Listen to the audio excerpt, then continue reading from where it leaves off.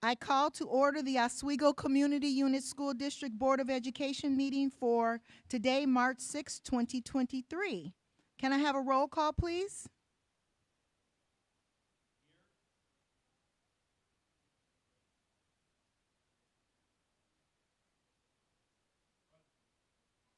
Present. All right. Can we all stand for the Pledge of Allegiance? I pledge allegiance to the flag of the United States of America and to the republic for which it stands, one nation, under God, indivisible, with liberty and justice for all.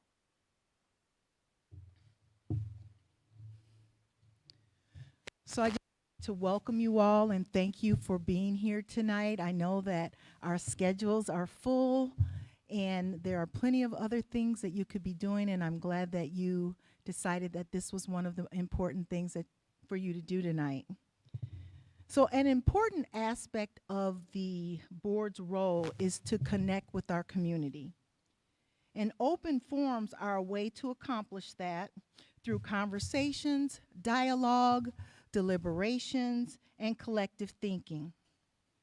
The purpose of these conversations is to allow the board to hear and understand your educational aspirations and desires for your district. The board then takes those desires with the district's direction as reflected in our statements of vision, mission, core values, beliefs, etc.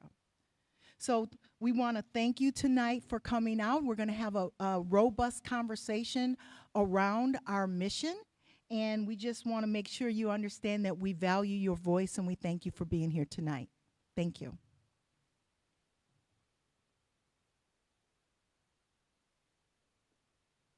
Thanks again for coming. My name is Faith Dahlquist. I'm the Associate Superintendent, and I am standing in for Dr. Sparlin tonight.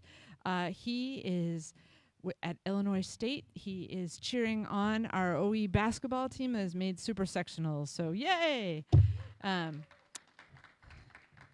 So we are dividing in and conquering some of the responsibilities this evening. So once again, thank you for coming to the forum. We really want tonight to be about open conversation and a dialogue, but with a little bit of structure. So you will see that there are questions at your table that we'll want you to go through and answer.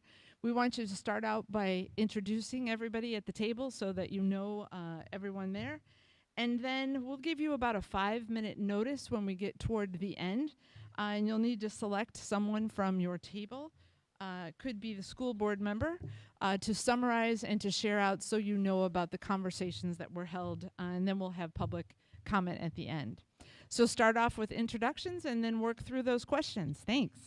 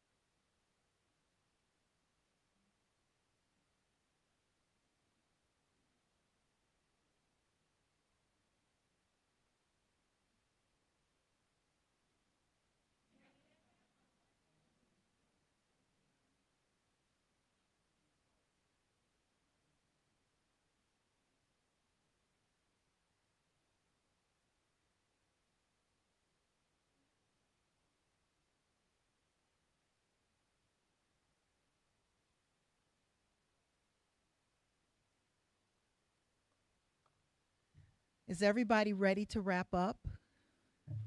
Can I? Okay, can I give you 3 more minutes? Okay, I'm going to give you 3 more minutes to wrap up. And once you wrap up, then what we'll do is we don't have to, anyone can speak from the table. We don't have to go question by question. If there's something that jumped out at you during the conversation and you want to express it, feel free to do that. More than one person can report out at a table. It doesn't have to be just one person. So I'll give you 3 more minutes and then we'll get started.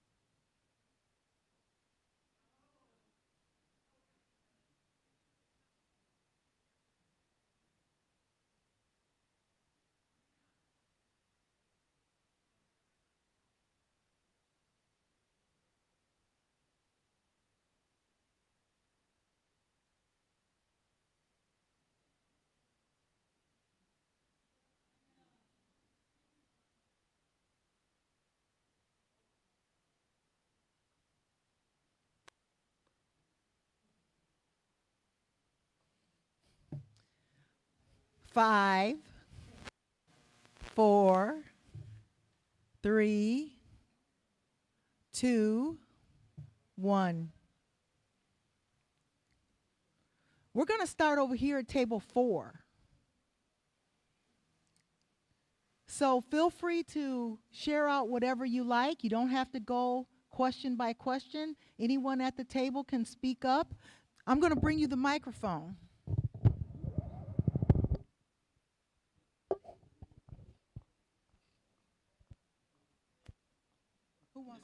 Who wants to talk first? I think I might just report out. Okay.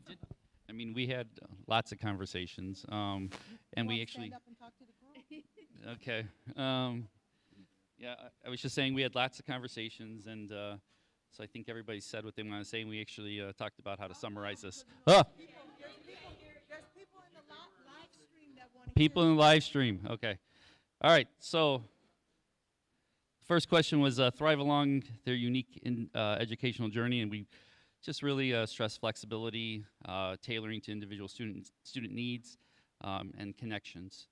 Did anybody else want to add anything? No. We of course went into more depth. The two was what are our district strengths in empowering, supporting, and motivating all students. The skills of our teachers. We talked about student ambassador and student voice and choice. And then, wait. Yeah, that was about it. For number 3, we talked about improving transportation and communication, teaching or self-advocating and social-emotional learning, improving white noise communications, IEP resources, and what's important was building a relationship with some adult, like making sure the adults are available to our students. And we do a good job, we just can improve. How can we work together to improve? The overall theme on that was assuming positive intent. We all want our students to succeed, regardless of their position. We want to make sure that that the curriculum is evidence-based and reviewed by the teachers, and work together on transitioning our students from for example, from elementary to junior high to high school. Was there anything else that I kind of missed in the summary? They said I did a good job. I don't know. Yeah. All right. Where am I going now? All right. No. Somebody wants to go for it. All right, so first of all, I'm going to ask that everybody give my table a round of applause because they definitely had some courageous conversations over here. Yes. Awesome, thank you. Our journey started at question number 1. We believe we sort of got around to discussing aspects of the other 3 questions. We talked about growth being individualized. We talked about genius in all kids, a student who is defiant, and how to change that mindset, tapping into students' genius, each student having something unique, one story not being the whole story, right? So we all have, and I love this piece too, right? So each of us has a story here in 308. And it's important, like it's an important story, right? I mean, they're actually, this is like one of the things that's fun about this whole gig, right? I get to hear all these different stories, but together they're kind of like they're a chorus, right? And we need to be cognizant, be aware, and listen to those whole stories. And so that was really awesome. I told you this group was awesome, but there's also that fear of sharing, right? And that kind of gets in the way at times. We are, whether we want to admit it or not. There are times where we are afraid to share. We're afraid ourselves to be vulnerable, and yet at the same time, I hope we are reflecting and realizing we're asking our students to do just that. I hope we're asking ourselves, hey, how are we going to ask our students to do something if we can't do it? That's tough. That's tough. Came up too when we talked about rigor, right? Talking to people in Dartmouth to help with 7th grade math, right? And we're raising what were our expectations, and we don't realize it. Staff are in different places. Just our students are in different places. Hey, guess what? So is our staff. So are we. So probably is everybody, right? And I think we're at a point where we need to allow ourselves some grace in those instances, in those places. Problem sharing versus problem solving. Or I'm sorry, problem sharing. Yeah, did I say that right? I think so. So in other words, hey, here's a problem. I found it. Found the problem. Okay, how are you gonna solve it? Right? Like, how do we get to that mode? How do we get to the point of problem solving? And we talked extensively about, I went to 3 different junior highs today. We talked extensively about, hey, what do we see at the junior highs? And hey, we thought about a system solution over here, and everybody started nodding their heads when we said the word middle school model, right? But we know some of the things that come up with that. And then led us to introducing the house system at Bednarsik. So it's not like there aren't people out there thinking about this, right? We know some of the things that we have, and we're thinking about that. Safe space for kids in which they can thrive instead of thinking about their deficit, instead of thinking in a deficit lens.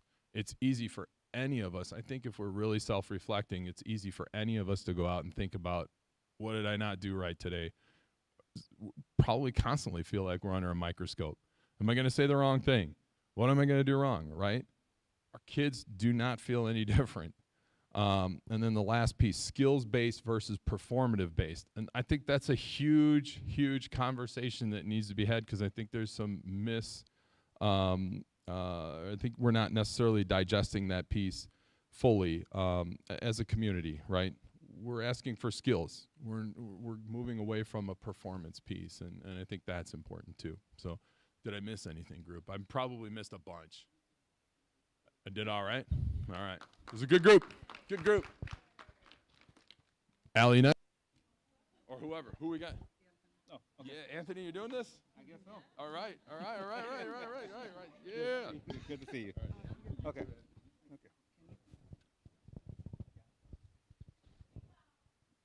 I'll try my best. Is that loud enough?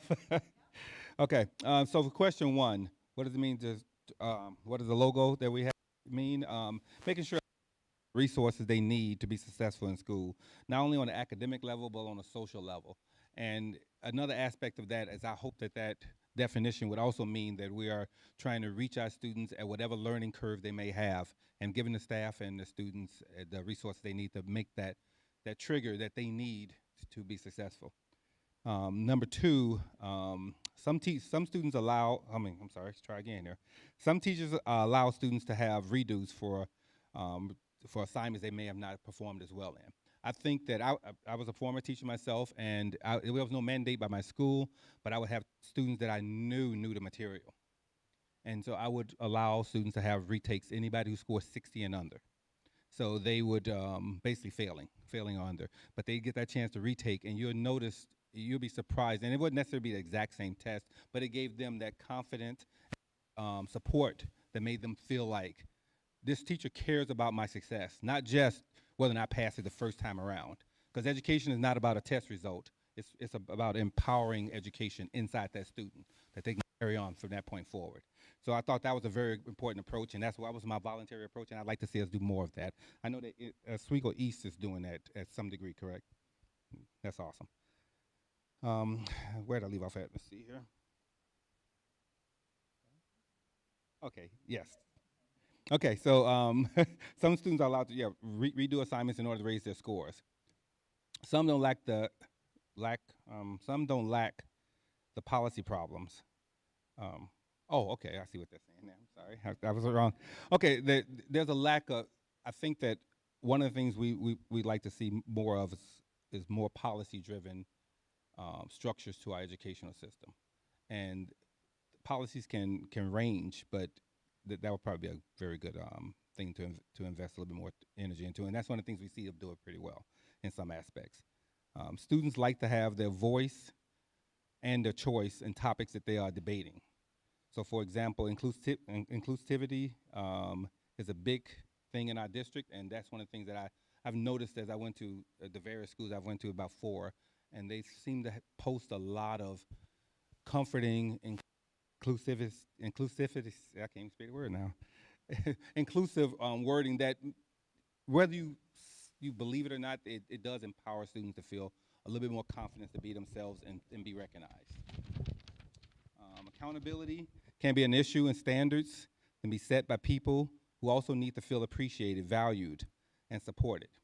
And supporting our students in some of our schools can do a great job with this.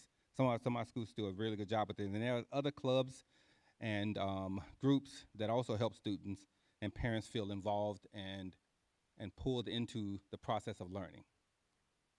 On number 3, which I don't have the question here, the opportunities for improvement I would like to see.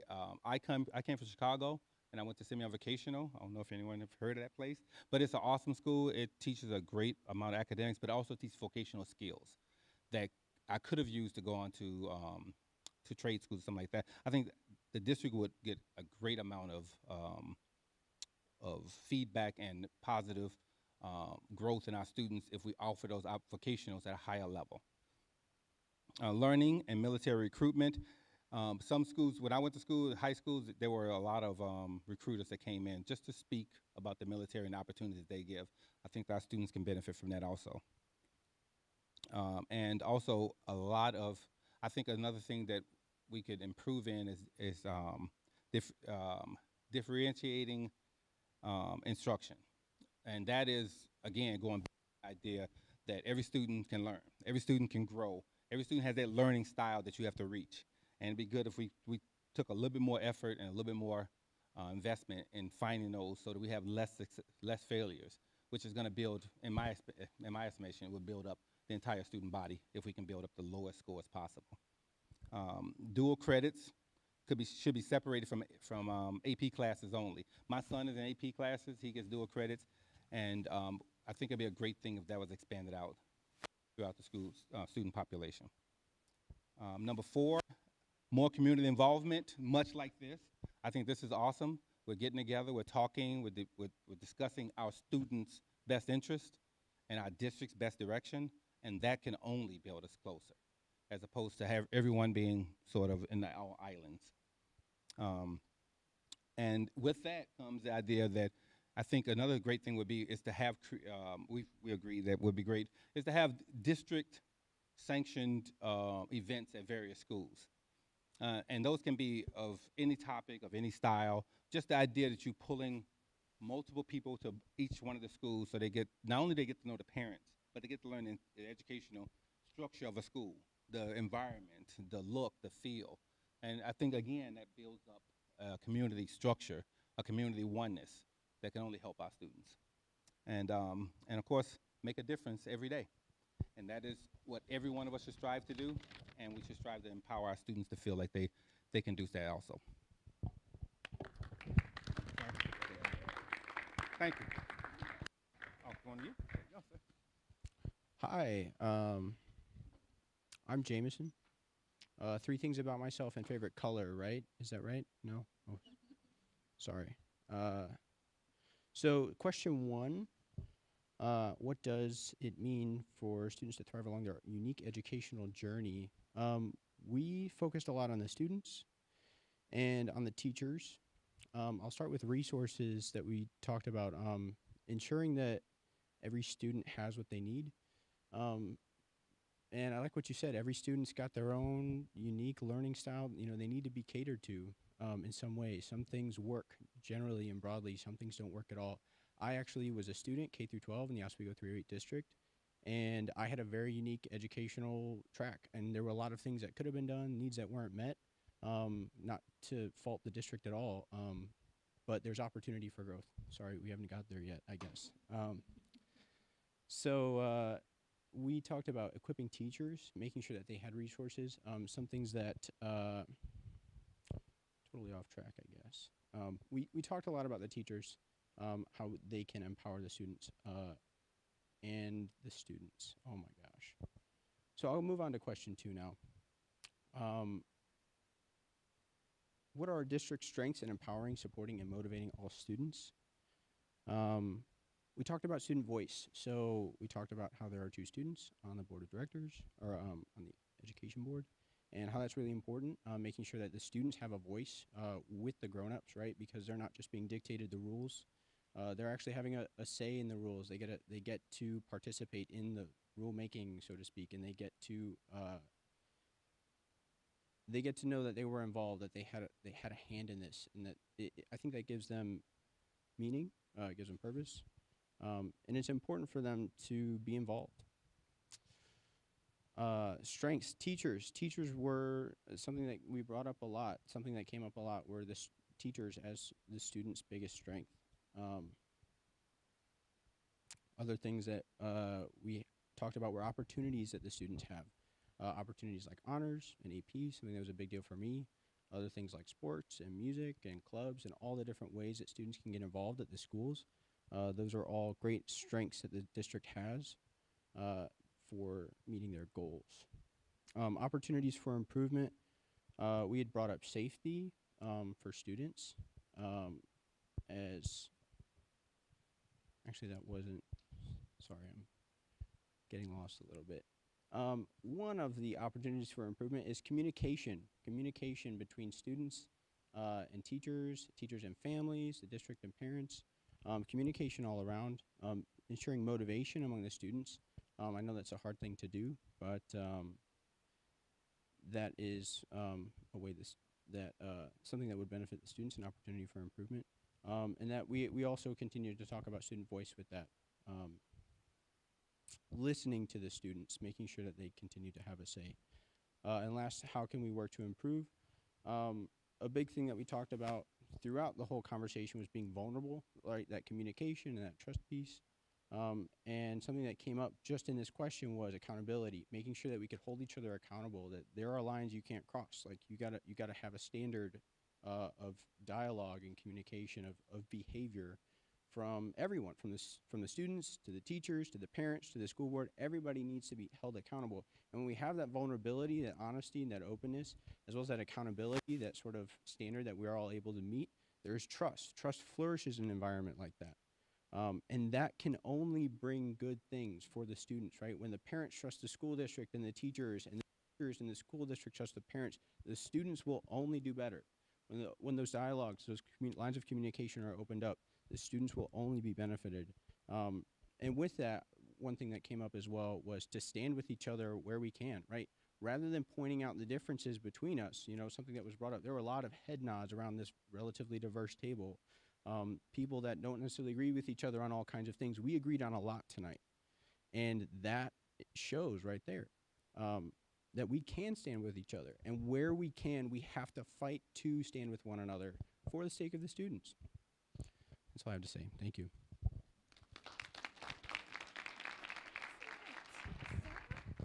This is a result of our teachings, his experience with us. Our future is in really good hands, right?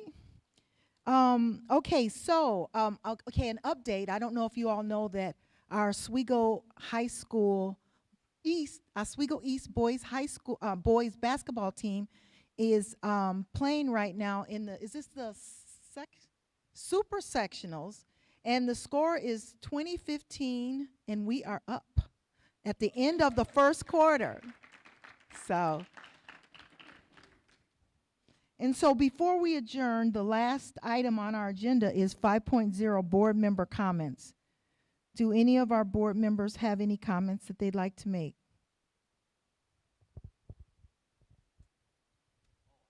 Oh, you have something?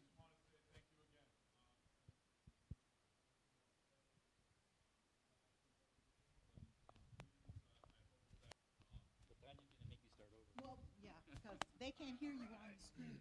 Sorry. Thank you for everybody that came, and I hope that when these forums are done in the future, we continue to have this kind of outpouring and participation. And I want to say thank you to our staff that are here. It's noticed, your time put in. Cannot thank you enough. So thank you. Wow. I second that. And just wanted to say, if you haven't noticed, we have changed the structure of how we do our open forums. And I think it's evident by the participation today that we are going in a direction that you all want. In the past, it's been where we sat on the stage, you sat here, and you spoke to us about your concerns regarding the administration. And that was all fine and good, but voting by your feet, you told us that that wasn't where you wanted to go because the participation was very low. But I thank and I appreciate you all for being here tonight. And if this is the direction we want to go, we'll just keep going in this direction. And I appreciate you all for being here because I know that there's a lot going on in our communities. And for you all to be here tonight, I very much appreciate it. So, and on behalf of the whole board, we appreciate it very much. Okay.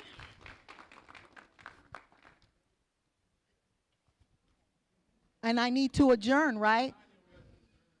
Oh, wait, we just need to adjourn. So do I need to do can I have a motion to adjourn?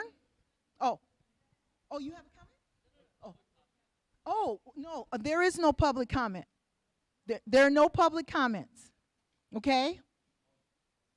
Motion to adjourn, second? All in favor? Any opposed? We are adjourned.